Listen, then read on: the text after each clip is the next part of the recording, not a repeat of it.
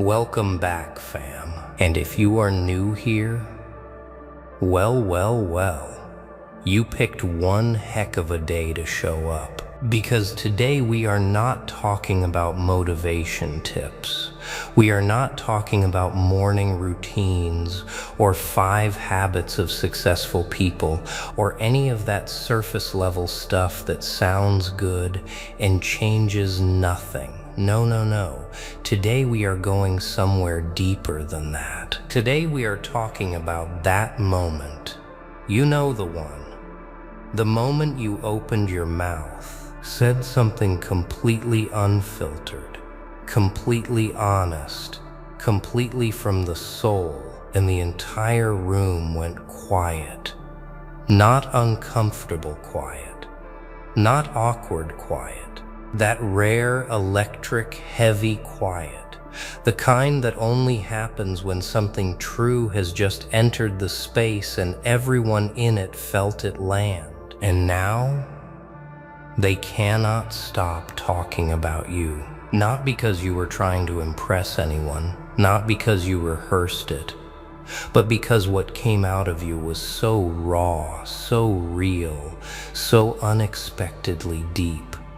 It sliced right through every wall they had built around themselves and touched something they had been trying not to feel. So the question is, how did you get here? What is this depth inside you? And what are you supposed to do with it now that the world has seen it? But before anything else, I need to be real with you. There are no ads on this channel, no sponsorships, no algorithm money flowing in.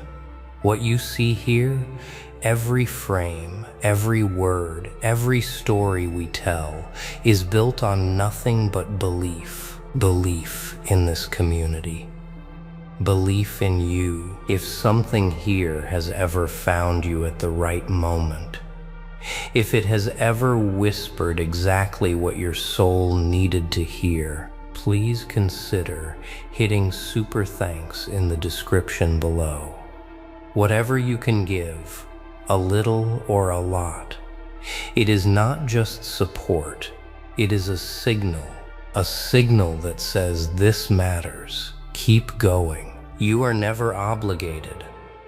But when you show up for us the way we show up for you, it fills something in us that money never could. Stay with me, because the answer is going to change the way you see yourself forever. They heard you. You did not shout. You did not perform. You just spoke. You said what was true. You said what had been sitting inside your chest for so long it had grown roots. And when it finally came out, when those words finally left your mouth, something shifted in the air. People stopped, not because you were loud, because you were real. And the strange thing is, you did not even know what you had just done. You walked away thinking maybe it was nothing. Maybe it landed wrong. Maybe they looked at you with those wide, quiet eyes because you had said too much, cracked yourself open in a way that made them uncomfortable. You second-guessed yourself on the drive home. You wondered if you should have stayed safe, stayed in that familiar shell where no one could reach you and you could not reach anyone. But they were already talking, and what they were saying was your name. Let that settle, because this is not about fame. This is not about going viral or the applause of a crowd who decides your worth by the second. This is about something older than all of that, something deeper. The kind of moment that happens when a human being strips off every layer of performance and speaks from the place most people spend their entire lives protecting. The place where the wound is, the place where the truth lives. When you speak from that place, it does not just land on people's ears, it lands in their chest. It lands in the part of them they have been trying to avoid since the last time something broke them open. It lands in the silence between who they pretend to be and who they actually are at 3 in the morning when nobody is watching. That is what you did. But here is the part no one tells you about that kind of depth. It is expensive. It costs something to speak that truthfully. It costs the carefully constructed version of yourself that took years to build. The one that smiled at the right moments, nodded when expected, stayed quiet when the room did not feel safe. That version of you worked hard. That version of you kept you protected. And then one day, without planning it, you said something so true that even that version of you could not survive it. And that is terrifying. Ha ha ha. Because people think depth is a gift that arrives clean and wrapped and glowing. They do not understand that real depth is forged in the places you never wanted to visit. It is what happens when you go through something that changes the architecture of your soul.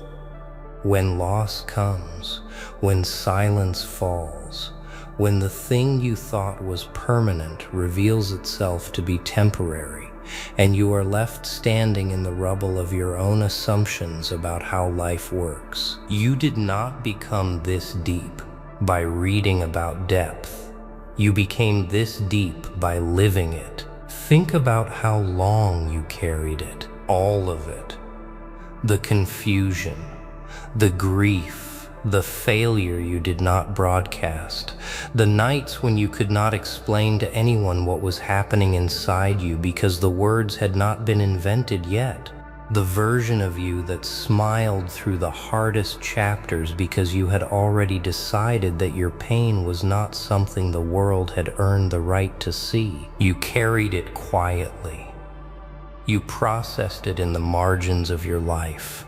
Between obligations, between the performance of being fine when you were anything but. And slowly, over time, the carrying became something else. It became understanding. It became a kind of knowing that cannot be bought, cannot be faked, and cannot be studied from the outside. It became wisdom. And wisdom, real wisdom, not the kind printed on posters and sold in airport bookstores, does not make you louder. It makes you quieter. It makes you careful with your words, because you have learned that words are not decoration. Words are architecture. They build things and destroy things and echo in people long after the conversation has ended. So when you spoke, you were not just talking, you were building something inside them. Let us be honest about what separates what you said from everything else they have ever heard, because you have been in rooms where people say clever things. You have sat across from people who speak in impressive circles, who stack sentences like towers, who perform intelligence like a costume. And it sounds like something for a moment. Then it dissolves, and by the time you have driven home, you cannot remember a single word of it. But what you said was different. What you said was the kind of thing that finds someone 3 weeks later, in the middle of the night, lying awake, world quiet, and suddenly your words come back to them like a light being switched on in a room they had forgotten existed. It is the kind of thing people bring up months later in conversations you are not even part of. The kind of thing that makes someone pause before they make a decision because somewhere in the background your voice is asking a question they cannot unhear. That does not happen because you are gifted with language. That happens because you walked through something real and chose to speak about it with your whole self, without apology, without the protective layer of irony or careful qualification. You gave them the version that cost you something. And cost is the one thing people can always feel, even when they cannot name it. They felt it. Now you are sitting with this strange combination of things inside you. There is a part of you that feels seen, finally, completely, uncomfortably seen in the best possible way. A part that has been waiting your whole life for someone to hear not the surface of you, but the deep interior. The part that thinks these thoughts and carries these questions and has been so alone in its complexity for so long. And then there is the other part, the part that wants to retreat. The part that says you went too far, showed too much, you cracked the door open, and now it cannot be closed. What if they misunderstood you? What if the thing that made them whisper your name in reverence becomes the thing used against you somewhere down the road? That part is not weak. That part is not wrong. It is ancient, the survival instinct of someone who has been burned before by their own openness, who learned at some point that being fully seen is also being fully exposed. But hear this, the world does not remember the people who played it safe. It does not gather around and whisper the names of people who carefully managed their image, who never cracked, who never let anything real out. Those people are forgotten quietly and completely. The world remembers the ones who bled honestly.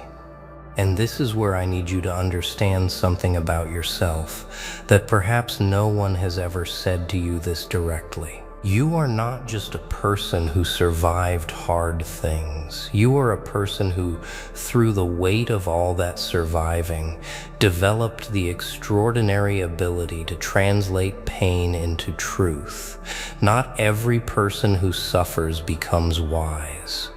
Not every person who breaks comes back together in a way that is useful to others. Most people take their wounds and use them to build walls. They harden, they contract, they become smaller, protective, perpetually braced for the next blow. You did something different. You took the breaking and turned it into clarity. You took the confusion and sat with it long enough to find the pattern underneath. You took the failure and the silence and the seasons when nobody was watching and chose to do the hard internal work anyway, not because you were planning a performance for later, but because your own integrity demanded it, because you had an appointment with the best version of yourself and you were not willing to cancel it just because the journey there was brutal. That is the source of what they heard in you. That is why it sliced through them the way it did. Wow. And with that recognition comes a responsibility most people are not prepared for. Not to the opinions of the crowd. The crowd is inconsistent, moved by whatever is loudest this week. Not to the performance or the image that people project onto you based on one moment of raw honesty. You are responsible to the truth itself, to the ongoing commitment of living with the kind of integrity that produces that depth in the first place. Because here is what quietly destroys people after a moment like yours. Some people have one moment of real depth and spend the rest of their lives performing that one moment. They find the version of themselves that moved people and freeze it, repeat it, mine it for applause until it becomes as hollow as everything else. They become a caricature of their own authenticity, and the crowd which wanted the real thing slowly senses the difference and disappears. You must not do that. The only way to stay this real is to keep growing, to keep going into the uncomfortable interior, to keep earning your own depth, rather than resting on the version of it that already showed up. The depth that moved people yesterday must be deepened today, or it will quietly become shallow tomorrow. And let us talk about the silence now, because the silence is a part of this that most people skip entirely. After a moment like yours, after words that cut to the soul, after a room that went quiet with recognitions, there is a stillness that follows you around, and in that stillness, you will be tempted to fill it, to add more words to explain the words, to qualify what you said, soften its edges, make it easier for people to digest, to perform humility about the depth, because you are not sure the world can be trusted with the full weight of what you carry. Do not fill the silence. The silence is not emptiness. It is the space where what you said is still working, still moving through people, still finding the rooms inside them that needed to be unlocked. Your job now is not to narrate the silence. It is to honor it by continuing to live at the level that produced the words in the first place. Go back to the work.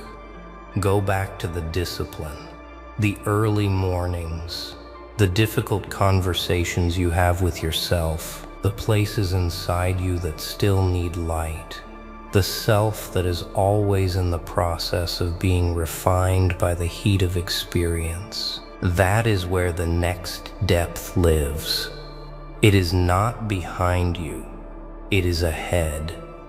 Here is what I want you to understand about the people who heard you and could not let it go. They were not just impressed, they were reminded of something they had buried in themselves, something true about who they are underneath the roles they play, and the faces they maintain, and the careful distance they keep from their own real feelings. When your words hit them, it was not just about you.